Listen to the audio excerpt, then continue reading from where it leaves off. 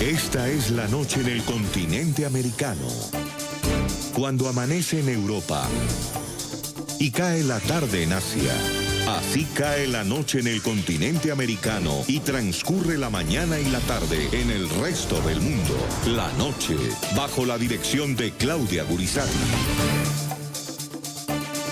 Buenas noches. La noche, bajo la dirección de Claudia Gurizati, enciende las luces para que usted vea el punto clave de la noticia. Soy Jefferson Beltrana. Bienvenidos. La noticia. España completa hoy 12 días en cuarentena y la cifra de contagios y de muertes por coronavirus no da tregua.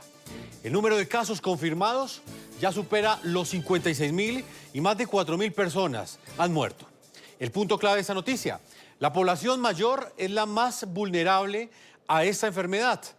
El Ministerio de Sanidad español reveló que el 85% de los fallecidos tiene 70 años o más. El punto clave de la noticia. Junto con nuestra directora Claudia Gurizati, hoy les presentamos un completo reporte sobre lo que está sucediendo en España y una reveladora y humana entrevista con la médica colombiana Olga Lorena Tovar, quien desde la ciudad de Madrid nos narra la forma como con pocos recursos los trabajadores de la salud enfrentan esa pandemia en España. Su relato es impactante. Ella también describe lo que enfrenta desde hace una semana tras haber sido contagiada de coronavirus mientras atendía sus pacientes en un hospital de la ciudad de Madrid. Y hasta ahora vamos con nuestra directora Claudia Gurizati. Está en la ciudad de Madrid, uno de los principales focos del coronavirus en Europa y en el mundo. En las últimas horas, Claudia, la situación continúa siendo crítica en España. Más de 57.000 contagios, la cifra de muertos superó las 4.000 personas. Claudia, buenas noches. Hola Jefferson, buenas noches. Mientras ustedes allá en Colombia ya están en su segundo día de este aislamiento social preventivo y obligatorio, nosotros ya llegamos al día número 12. Ya vamos completando esta segunda semana, pero ya con la noticia de que la prórroga está en firme. Es decir, este confinamiento se prorroga hasta mediados de abril. Y sí, la situación en cuanto a la pandemia y en cuanto al impacto del coronavirus en España sigue siendo dramático, sigue siendo alarmante, pero también con noticias alentadoras. Lo primero, como dice, es que los contagios crecieron en 8.000 de un día para otro y las muertes en 655, lastimosamente, superando ya los 55.000, llegando a 56.000 los contagios y más de 4.000, como tú muy bien lo decías, de estas personas fallecidas. ¿Qué explicaban las autoridades en su habitual rueda de prensa? Las autoridades que tienen que ver con todo el tema médico en España, que el ritmo del crecimiento del contagio se ha desacelerado un poco, creyendo que finalmente, o haciendo pensar que finalmente ya estemos acercándonos al pico tan esperado y que todos los días, desde España, todos sus habitantes esperan que llegue pronto. Hay otro dato que es muy alentador y es que ya son más de 7.000 las personas recuperadas, un 12.5% de los infectados confirmados al día de hoy. Entonces, esa es una cifra que definitivamente hace pensar que son muchísimos más los que de esta pandemia saldrán bien y sin ninguna repercusión grave. En las UCIs están a 3.679 pacientes y hospitalizadas hay 3.902 personas, casi 32.000 personas. En Madrid los fallecidos superan los 2.000, Jefferson, y la comunidad de Madrid sigue siendo la más golpeada aquí en España, sin ninguna duda. Ha pedido a las otras comunidades ayuda urgente, ya empieza a llegar esa ayuda. La más importante son respiradores que tienen clínicas de otras comunidades que no tienen la presión y la atención a tantos pacientes que al día de hoy se siguen desbordando en varios de los hospitales en Madrid. Claudia, has utilizado una palabra que es el pico de contagios.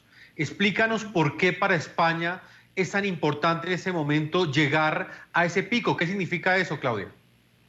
Para España, para Italia, donde los contagios tampoco se detienen, y para América Latina. Y le hablo también a los colombianos. cuando los contagios empiezan a crecer exponencialmente, es cuando comienza el problema. El problema, lo han explicado también muchas veces, no es que todo el mundo se vaya a morir de coronavirus. Obviamente hay una población muy vulnerable que son las personas mayores. Incluso pues el porcentaje sigue siendo bastante estremecedor. Cerca del 80% de las personas que han muerto tienen más de 75 años en España. El problema es que al haber tantos contagios están poniendo al límite el servicio de atención de urgencia hospitalario y el servicio de los cuidados intensivos. Entonces, ¿el pico qué es? El pico es cuando ya el crecimiento se estanca y empieza a disminuir poco a poco. Lo que pasa es que, como explicábamos también en las últimas horas en este programa, y esto está pasando exactamente en Colombia, los test toman entre 8 y 10 días para entregar el resultado desde el momento en que se practica la prueba en la persona que se siente con los síntomas o que tiene sospechas de poder estar contagiada de coronavirus. Entonces vamos recibiendo la foto una semana después. Los contagios de hace 8 días apenas nos estamos dando, o los contagios que se percibieron hace 8 días apenas se están confirmando hoy. Entonces, eso es lo esperado. Y en Colombia también llegará el momento en que pase que los contagios se vayan deteniendo y en la medida en que se detengan ya empieza a disminuir y ya las autoridades ya tomarán la decisión de cuánto tiempo más debe durar el confinamiento o cuáles son las medidas para ir ya relajando cada una de estas medidas, que no van a ser de un día para otro. Suponemos que también va a ser gradual los permisos para comenzar a salir y comenzar a ir a los puestos de trabajo y los niños y jóvenes volver a sus colegios. Claudia, en las últimas horas ha habido una polémica en España precisamente por esos tests, por esos exámenes, por esas pruebas que le están realizando a los ciudadanos españoles. Explícanos qué fue lo que sucedió en ese momento. ¿Esos test perdieron confiabilidad?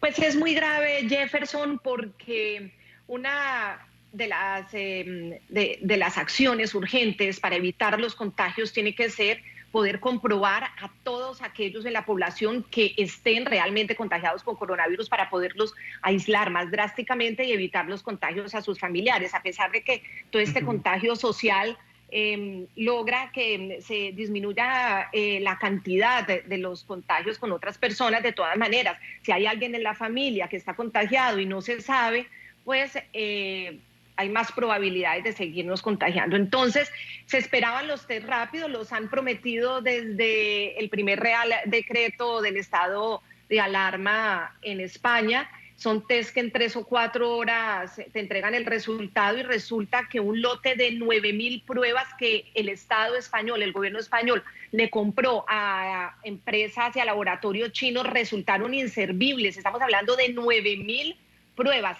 Los laboratorios en España se empezaron a dar cuenta de que la sensibilidad de estos test, que debía ser un 80%, estaban al 30% y empezaron a salir una cantidad de negativos, resultados negativos falsos.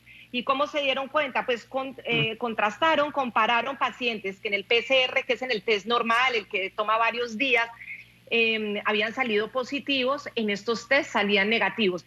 El gobierno acaba de decir que ese lote lo devolvieron a China, pero China también aclara que al gobierno le entregó la lista de los laboratorios que están licenciados dentro de la oficina de la Administración Nacional de Productos Médicos de China, es decir, que tienen la licencia para poder responder a los estándares de calidad médicos. Y resulta que a la empresa Shenzhen BioEasy Biotechnology, a las que se lo compraron, al laboratorio que fueron adquiridos estos 9.000 test, pues no contaba todavía con la licencia de la Administración Nacional de Productos Médicos de China. Ese es el escándalo hoy. Ha salido a la luz pública, el gobierno se ha defendido diciendo que los devolvieron, pero nadie se explica cómo compran a BioEasy Biotechnology si no tenían esa licencia. Lamentable, Claudia, porque esas pruebas las están comprando todos los países en este momento para tener esa capacidad de realizar una mayor cantidad de tests a sus ciudadanos. ¿A todas las personas les están haciendo la prueba, Claudia? ¿O qué manejo le están dando las autoridades sanitarias, por ejemplo, a aquellas personas que llaman desde su casa, presentan una serie de síntomas, pero pues no están seguros si padecen o no la enfermedad? ¿Cómo manejan esa situación en España que también se está presentando en países como Colombia, Ecuador, diferentes países de América Latina? Pues la Comunidad de Madrid ha sido quien ha alertado sobre esta situación, porque recordemos que solo en Madrid hay más de 17.000 personas contagiadas. Es la comunidad que más contagios tiene, seguido de Cataluña, que además el incremento entre ayer y hoy fue un incremento impresionante, de más de 9.000 a 11.500. Madrid sigue siendo esa comunidad con mayor contagio y con mayor número de muertes, pero resulta que aunque hay 17.000 confirmados a través de los test, de los PCRs, han dicho las autoridades de salud de la comunidad, de la Consejería de Salud, que tienen otras 50.000 personas detectadas que no han podido ser confirmadas porque no se les ha podido hacer un test, pero sí han usado la asistencia médica telefónica contando qué síntomas tienen.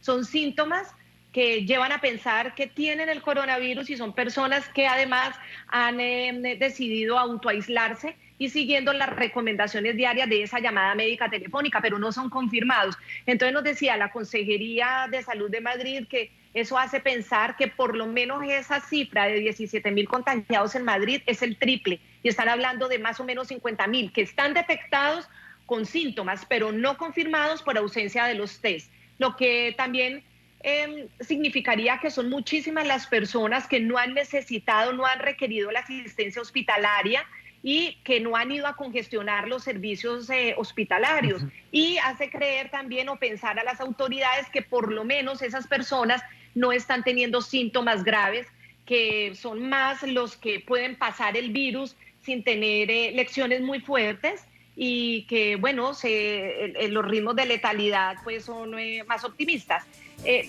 Toca esperar de todas maneras las cifras oficiales, pero eso ha sido una revelación de la Comunidad Autónoma de Madrid y es bien interesante para el análisis de cómo se está manejando esta pandemia. Ya regresamos con La Noche.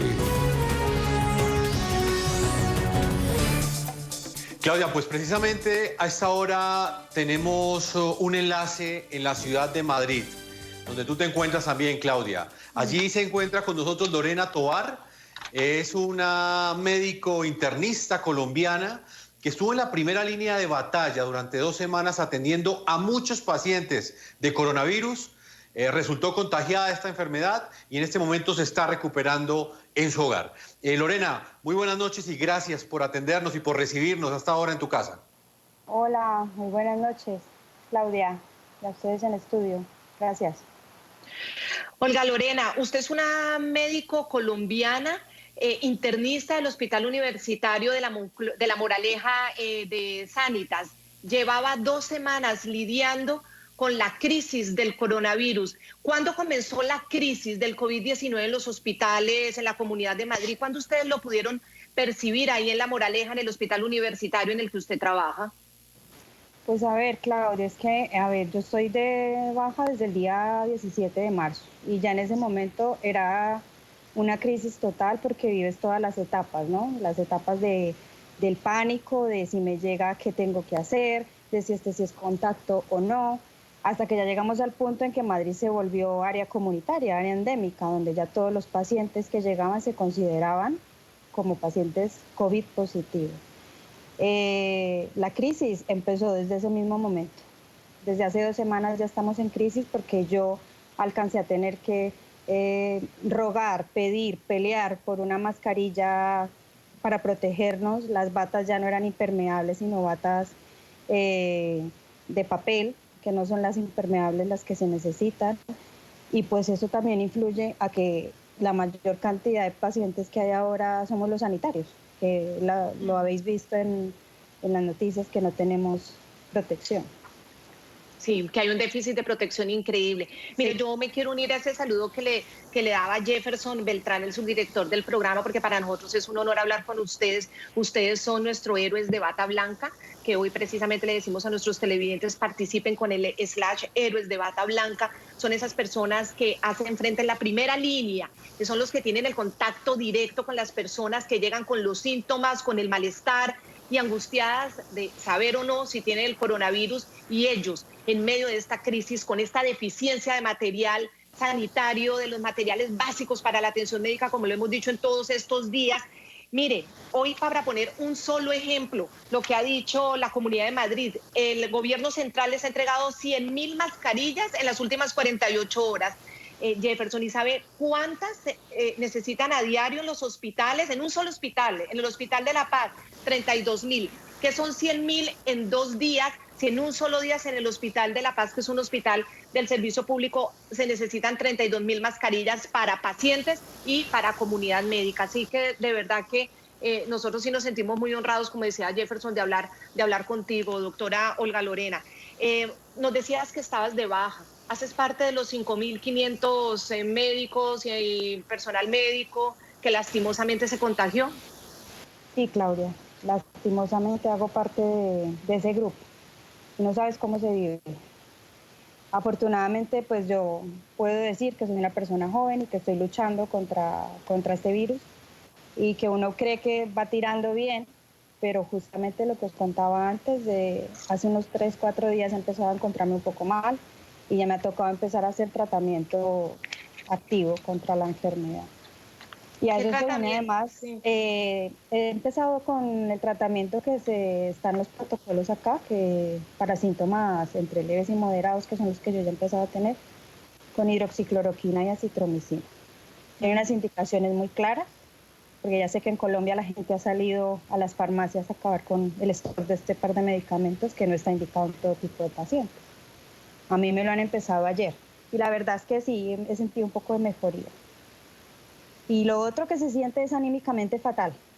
Estar en casa y ver cómo tus compañeros, primero, van cayendo y segundo, ver cómo está muriendo la gente acá y ver el desespero, la tristeza y la impotencia que tienen mis compañeros ante la situación que hay, porque la verdad es que uno cuando se entrena en su carrera, en su profesión, en su especialidad, no te entrenan para vivir este tipo de cosas. O sea, uno está entrenado para salvar, no para tener que decir, hasta aquí llego y tengo que mirar qué paciente salvo y qué paciente no. Y esto realmente te toca ya la fibra como ser humano. Es muy duro tener que tomar esa decisión, muy duro. Doctora Tovar, muchos médicos, inclusive en la academia, aseguran que para ser médico no hay que tener temor a enfermarse. No hay que tenerle temor en este caso, una epidemia, una pandemia. En el caso personal suyo, ¿en algún momento sintió ese temor de ser contagiada? Hombre, Jefferson, claro que sí. Sientes miedo de contagiarte, de llegar a tu casa y contagiar a tu familia. Es el terror que uno siente de contagiar a las personas vulnerables que uno tiene a su lado y de si lo contrae, de ser uno quien contagia a los pacientes. Es un temor, sí lo tenemos. Somos personas. Nos ponemos la bata y somos médicos, pero debajo hay personas. Y el terror es horrible.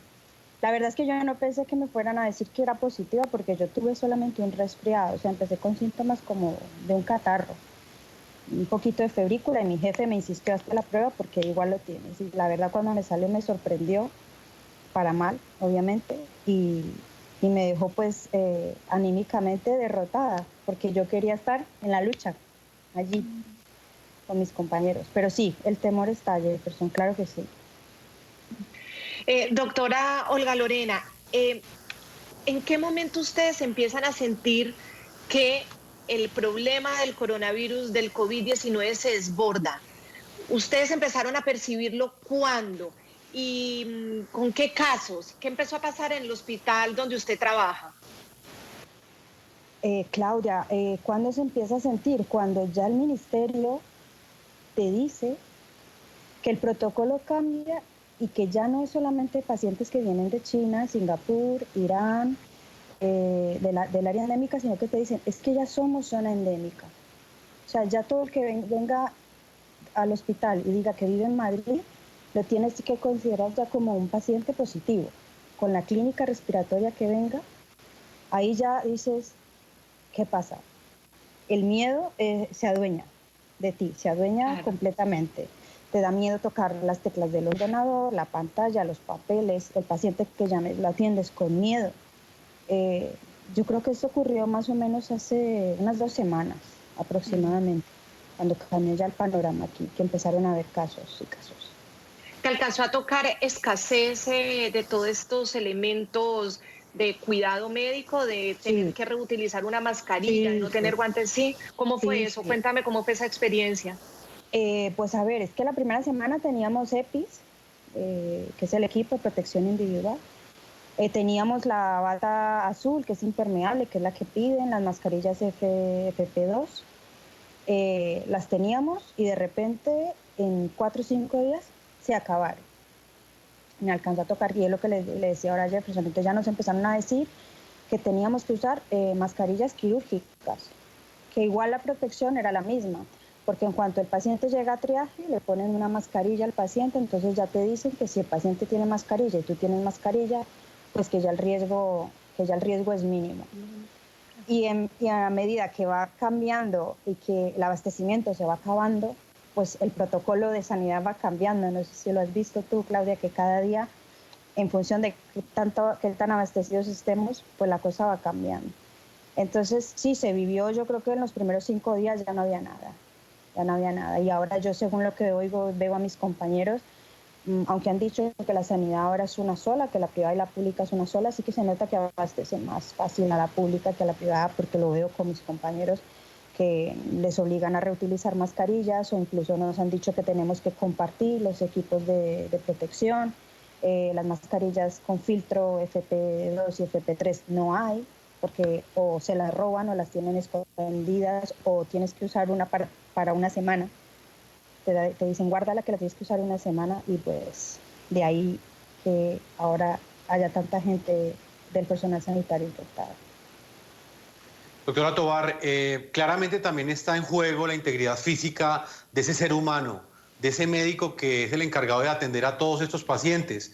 ¿Cuál fue la reacción de esas enfermeras, de esos doctores, de esos epidemiólogos ante esta situación, al verse desbordados por una pandemia, con ganas de atender a la gente, de cumplir con su misión, pero no contar con los elementos necesarios para ello? Pues Jefferson, mira, la verdad es que aquí es donde uno se da cuenta de que de verdad los sanitarios estamos hechos de otra cosa. Porque cuando ya no teníamos material, decíamos, mira, no pasa nada, nos ponemos la bata, nos la prestamos, bolsas de basura, pero ahí es donde sale el amor y la vocación por tu profesión, donde lo que importa es el servicio a quien viene a buscarte, el prestar ayuda a esa persona que necesita. Porque uno al final dice, bueno, terminaré contagiado, que es lo que pensamos todos. Todos terminaremos contagiados y saldremos de esta. Pero en realidad en ese momento, en ese punto que tú dices, cuando ya no hay EPIs, uno dice, bueno, que sea lo que Dios quiera y ya ayudar, es lo que importa, ayudar.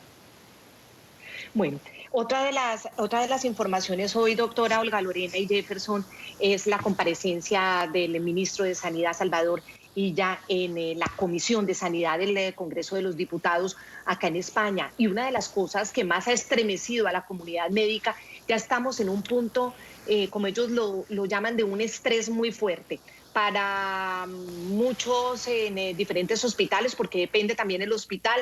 Ya no es estrés, ya es colapso, como está pasando en el Severo Ochoa al sur de Madrid, en el que las urgencias tienen capacidad para 90 personas y hoy el desbordado, o sea, ya habíamos hablado de más de 200, pero hoy ya tenían 600 personas. Entonces él ha ido y una de las cosas que ha manifestado es que el pico, a pesar de que el pico de contagio lo podamos alcanzar en los próximos días y ya se empiece como a estabilizar para comenzar el bajonazo ya de los contagios y por supuesto esperemos que de las muertes, el pico hospitalario no se va a sentir inmediatamente, sino que se va a prolongar hasta quizá mediados de abril. Él está advirtiendo, si ahora la situación es así de dramática, esto va a seguir subiendo hasta abril, hasta mediados de abril, e incluso ahí de pronto tampoco se alcanza el pico hospitalario hasta finales del mes. Frente a esa situación, la situación de la comunidad médica, doctora Olga Lorena, ¿cuál es? ¿Usted terminará también su cuarentena, su aislamiento preventivo hasta que ya le salga su test positivo y es volver nuevamente a la clínica porque están haciendo falta, porque no dan abasto? Sí, Así es, Claudia. Además de que los que estamos de baja, porque no soy yo la única, tenemos varios compañeros en mi servicio, estamos muertos de ganas por volver. 5.500 es la cifra, sí, ¿no? sí, Doctora, yo tengo ya, 5.500 y no ha subido sí, más y no han hoy. subido los de hoy. Los de hoy, no nos han dado la cifra de hoy, Sí, esa era la de ayer. Sí. sí, falta la cifra de hoy, que ya está más o menos un 12-13% del total del sanitarios de España. Estamos ¿Y usted enfermos. qué piensa frente a esa situación después de haberlo vivido? Afortunadamente no está con síntomas graves y nos alegra mucho porque nos alegra cada vez que un héroe de bata blanca como ustedes pues no se enferma gravemente. Pero ¿cuál es la situación emocional de volver después de recuperarse de la enfermedad y tener que volver a enfrentarse y llegar a usted en un momento que la situación estará todavía peor de como la dejó? Pues mira, la situación emocional es triste, yo me siento abatida, derrotada, de ver cómo están mis compañeros y de yo sentirme aquí enferma, luchando contra esto, porque inicialmente creí que era solamente un resfriado, ahora ya estos 3 días me está demostrando el virus que no es tan fácil. Pero la sensación es de una tristeza absoluta de no poder ayudar, primero eso. Y segundo, de cuando ya vuelva es como una alegría, aunque suene un poco raro, es como una alegría de vuelvo al campo de batalla y vuelvo a echar una mano a mis compañeros, porque ahora que vuelva ya no vuelvo a urgencias donde estaba, sino que ahora me necesitan como internista en la planta, que ya me lo han dicho, porque estamos desbordados en la planta para atender a estos pacientes que están tan graves y que no están en la UCI, que nos necesitan a nosotros los internistas en planta. Entonces la sensación de miedo también, claro, también tengo miedo, porque el riesgo de reinfección existe. Ahora se está planteando incluso dejar 14 días más desde que estás asintomático. Sí. Sí, que puede seguir contagiando después de 14 días, ¿eso es cierto? Sí, hay ciertos artículos que dicen que sí. Entonces, a pesar de que tengas un test negativo y que se repita las 24 horas y sean negativos, si sigues teniendo tos, mocos, pues parece ser que te puedes reinfectarte. Entonces, la verdad es que no sé si voy a incorporarme ya la semana que viene o me van a decir que me tengo que estar otros 14 días. Y pues, por prudencia. Sí, sí, y miedo de reinfectarme, claro que hay. Sigue estando es el que ese mismo es el miedo. otro punto, doctora Olga Lorena. Usted que es médico internista, obviamente este es un virus desconocido y hablar de un virus que no se conoce, pues no se puede hacer con toda la propiedad del mundo, pero no está garantizado que quien tenga el virus y lo haya vivido no se vuelva a infectar del virus, como pasa también con la influenza, que uno puede haber tenido el virus y como mutan, de pronto uno puede volver a caer en la siguiente gripa estacional. Entonces sigue el riesgo porque todavía además no se sabe cómo se va a comportar el virus después de la infección. Exactamente, Claudia, es que no sabemos, es un virus nuevo, es un comportamiento totalmente nuevo y que lo que se vio en China, pues sí es pacientes sanos que a los 4 días empiezan otra vez con síntomas y algunos incluso han muerto. Entonces es totalmente desconocimiento absoluto de cómo va a ir esta fisiopatología, de cómo va a ir este virus con la gente. Esperemos que vaya bien. Sí. Claudia, hay otro punto importante y tiene que ver con esos profesionales de la salud que en este momento en el continente americano están viendo esta entrevista, Claudia. Son médicos, epidemiólogos, enfermeros, auxiliares de enfermería, personas que llevan las camillas, quienes conducen las ambulancias. Doctora Tovar, ¿usted qué le dice a todos ellos? ¿Qué errores pudieron haberse cometido? Y pongo entre comillas la palabra errores, porque es una batalla que es nueva para todo el mundo y quizás si se cometieron fallas o algún tipo de omisión, están excusadas precisamente por esa coyuntura tan especial que vive el mundo entero en este momento. ¿Qué errores cree usted que se pudieron haber cometido y qué lecciones puedes entregarle a estos médicos, a estos profesionales de la salud de nuestro continente que en este momento ven esta entrevista y sienten que quizás en menos de 1 o 2 semanas pueden estar en esa misma situación? Sí, Jefferson. Mira, yo pienso más que errores. Yo creo que lo que se tardó el gobierno, tanto aquí como en los países donde se están dando ya casos, fue en cerrar fronteras. Yo pienso que ahí empezaron los errores. Y ya el error en el personal sanitario es creer que eso no va a llegar, que no nos va a tocar, que eso es en China y está en Italia y en España, pero aquí no va a llegar. Creo que ese es el error más grande que se tiene cuando empezamos a hablar de este virus. O no, es que eso va a ser un catarro, como dicen algunos compañeros. Es un catarro, es una gripe más. Y no es así. La verdad Es que muchos creímos al gente... comienzo que iba a ser una gripe como cualquier otra gripe, muchos lo creyeron. También por los porcentajes, porque si el 80% de la población tiene síntomas leves o es asintomática, sí a creer en su momento eso.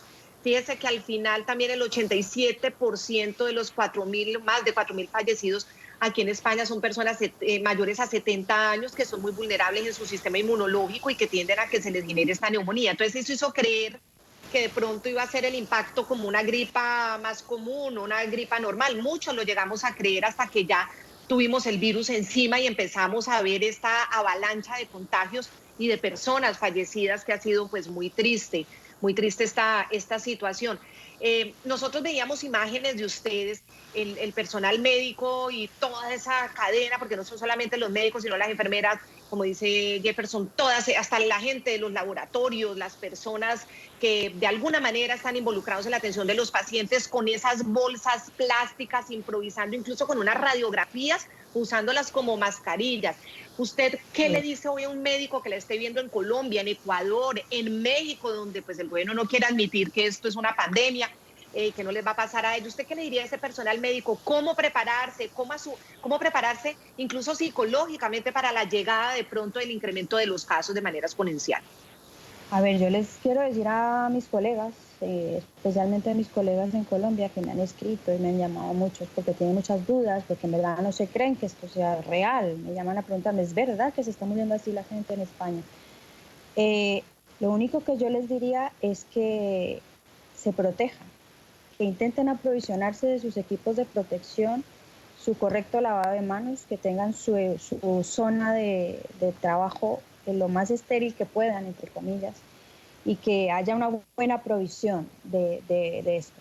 Primero eso. Y segundo, he visto también que se están preocupando mucho en Colombia por montar hospitales de campaña en Bogotá, en Medellín, en Cali. Pienso que eso está bien, que se están aprovisionando de ventiladores, que son varios los empresarios que están como previendo ya lo que se viene en unas 2 o 3 semanas.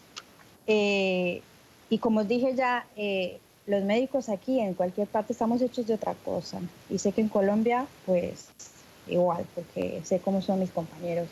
Y la vocación es lo primero. Entonces, intentar cuidarse, porque como dije, yo sé que sí o sí vamos a terminar contagiados. Ya depende del sistema inmune de cada uno cómo vamos a responder a esto. No los invito a que estén en pánico, no, porque vamos a ser capaces. Es un llamado a la calma. Esto va a llegar y va a llegar como está llegando aquí, quizá en 2 o 3 semanas en Colombia estén como estamos ahora acá.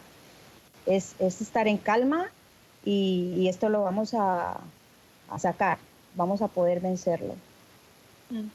Lorena, ¿qué necesitaría cada médico para hacer su jornada? Más o menos, ya dependiendo de tu experiencia. ¿Cuántos kits se necesitarían al día? ¿Cuántos delantales, gafas, guantes? Como para que también se vaya haciendo una dimensión y desde ya puedan irlo pidiendo a los gobiernos. Miren, no nos dejemos coger que nos hagan falta o que escaseen. ¿Cuánto por médico cree usted para una jornada intensa? Porque aquí las jornadas pueden llegar a ser muy largas. Pues mira, Claudia, es que eso depende también en la fase de contagio y de infección en que se esté viviendo.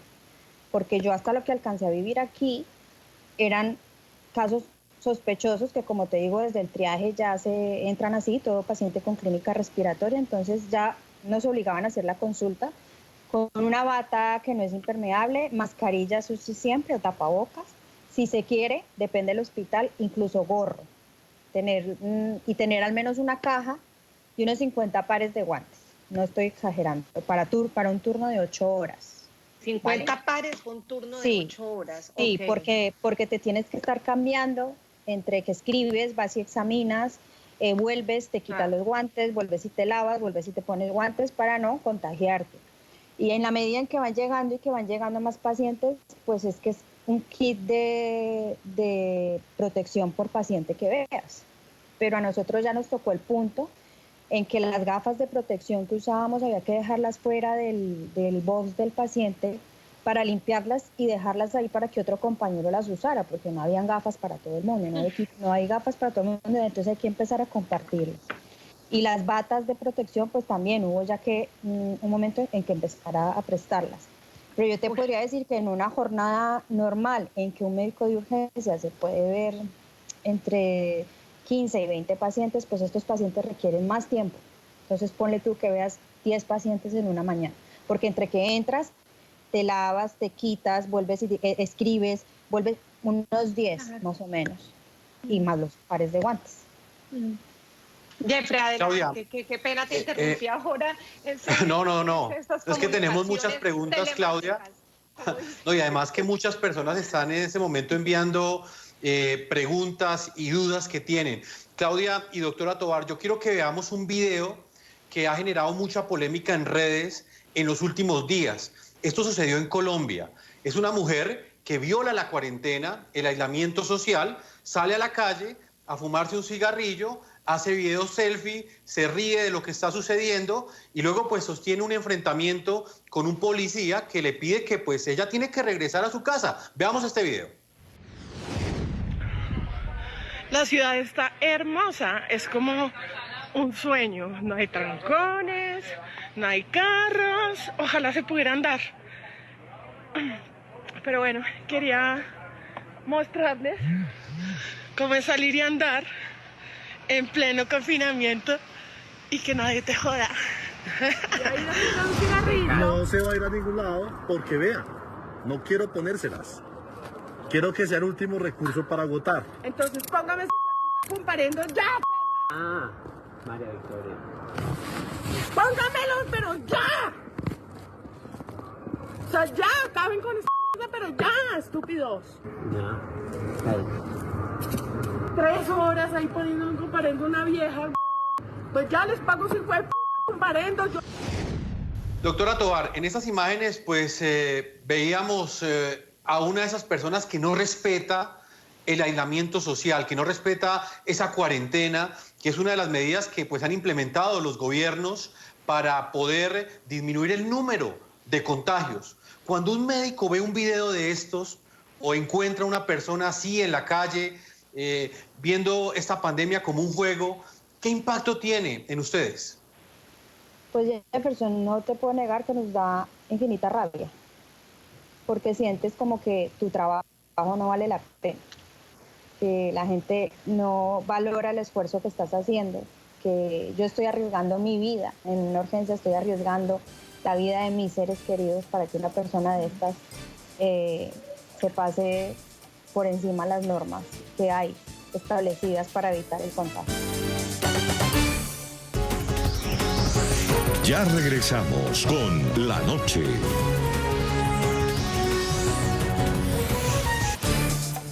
¿Qué caso recuerdas que te haya tocado de impacto, que te haya impactado, doctora Olga Lorena? ¿A quién tuviste que atender que de pronto o algún momento que nos puedas compartir del impacto que tuviste cuando atendiste de pronto a personas que llegaron malitas con el coronavirus? Pues a ver, Claudia, hay varios casos. Lo que pasa es que aquí, a diferencia de Colombia, la población es un poco más mayor. Entonces, pues hay muchos casos de tuver que llega el abuelo, un caso particular, muy malito, con muchas patologías de base, y le hacemos una placa y tiene una neumonía horrible, bilateral, extensa, y hacerle el test que salga positivo, y tener que decirle a su esposa que, pues que desafortunadamente su esposo no va a salir. Entonces ahí ya te empiezas a plantear, porque ahí también es la crisis de que no hay EPIs para la familia, para que se despidan de su familia. Entonces eso te toca la fibra de una manera, porque es dejar un paciente que se muera solo.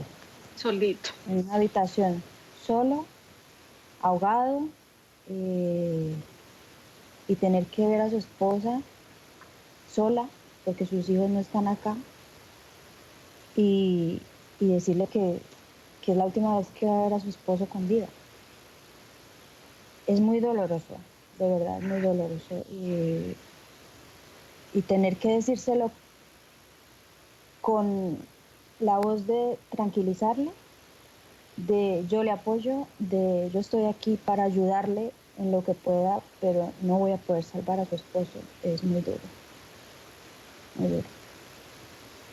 Doctora Tovar, ¿existió algún momento en medio de ese colapso sanitario en el que ustedes tuvieron que escoger a quién le salvaban la vida y a quién no? Mira, a mí particularmente eso no me ha tocado, a mí, porque estoy en casa, pero sí se está haciendo ahora ya todos los días, porque lo hablo con mis compañeros internistas de varios hospitales y es lo que está ocurriendo ahora.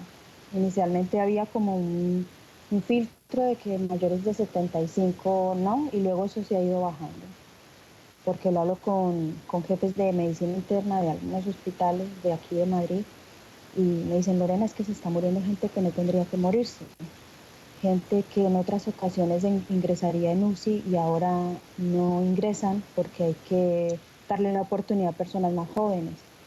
Entonces es el sentimiento que tenemos en general todos, de frustración, de impotencia y de una tristeza absoluta, de no es tener que, no es decidir a quién salvar, sino que por expectativa de vida te toca coger a un paciente joven y ayudarle a que salga ese, o incluso limitar el esfuerzo terapéutico y quitar tratamiento a un paciente mayor de 75 años con mucha comorbilidad para ponérselo a otro, porque ya también nos estamos enfrentando a eso, al desabastecimiento de medicamentos, porque ya no lo hay. Y de respiradores y de todos esos equipos. Sí. Lorena, ¿cómo viste la solución de IFEMA? Porque esto es muy doloroso y también hablemos como de las soluciones. Hoy el rey Felipe VI hizo visita a IFEMA y desde ahí mandó un mensaje muy bonito al personal médico, los felicitó y los puso en el lugar que hay que ponerlos, que son estos héroes de bata blanca, como les decimos nosotros. Participen con el hashtag héroes de bata blanca, por favor. Habló muy bonito de todo este personal. En IFEMA están planteadas 5.500 camas, ya hay pacientes, están terminando de hacer todo el montaje para los cuidados intensivos en el pabellón 9, el pabellón 5 ya está operativo. IFEMA es como un sitio de ferias, ¿cierto? Sí, es la feria en Bogotá, ¿no? Exacto, el Corferia de Bogotá, las ferias, que es gigantesco. Entonces son las ferias medicalizadas realmente, porque los pabellones se volvieron un hospital. ¿Cómo viste esa solución? Y para ti como médico de la Comunidad de Madrid, como médico de España, colombiana médico de España, ¿qué significa que el rey haya ido hoy a IFEMA y desde ahí mandar ese mensaje? Hombre, primero la solución de hacer el hospital de campaña allí en el IFEMA es una solución que sirvió bastante a los hospitales de acá, porque lo vi en varios compañeros que como que desahogó un poquito el colapso que había, porque los hospitales estaban llenos de pacientes que se podían manejar en este sitio. Lo otro es ver la colaboración de todo el gremio médico, la cantidad de gente, de médicos de atención primaria, de médicos de familia que se volcaron a echar una mano para ayudar allí. Y el que el rey haya ido hoy, pues es un mensaje de ánimo y de esperanza para nosotros, de que nos reconozcan nuestra labor, además de que todos los días los españoles salen a sus balcones a reconocerlo, pues hombre, da un poquito de ánimo y de alegría que el rey se haya tomado ese gesto de ir y dirigirse particularmente a nosotros.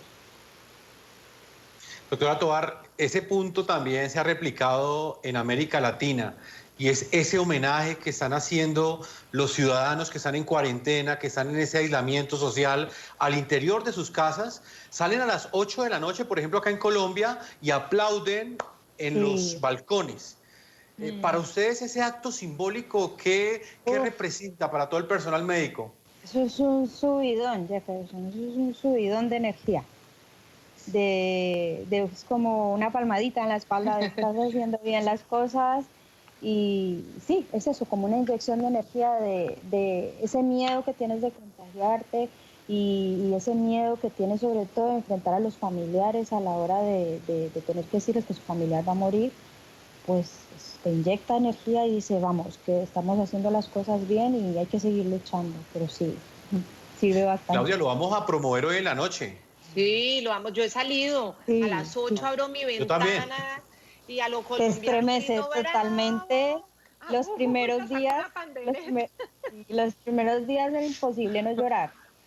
Mis compañeros Sí. mandaban los vídeos, o sea, es una emoción indescriptible, como de ver que de verdad la gente está valorando lo que hacemos. Sí, Qué bueno, emocionante. qué Si bueno. lo pueden promover allí, pues sí, muy bien. Ay, pues doctora Olga Lorena Tovar, médico colombiana, que en este momento pues está de baja, no puede trabajar porque es paciente COVID-19.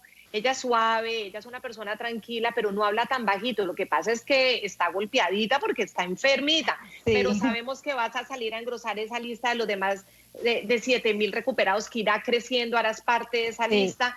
Que vuelvas a tu hospital universitario de La Moraleja, de Sanitas, a seguir curando pacientes, renovada cuando ya usted se sienta bien. Gracias por ayudarnos a ver esta parte humana durante este programa a la noche, Lorena, de esos grandes esfuerzos y clave ese mensaje que le mandas a la comunidad médica colombiana. Gracias, de todo corazón, nuestros héroes de bata blanca, Jefferson.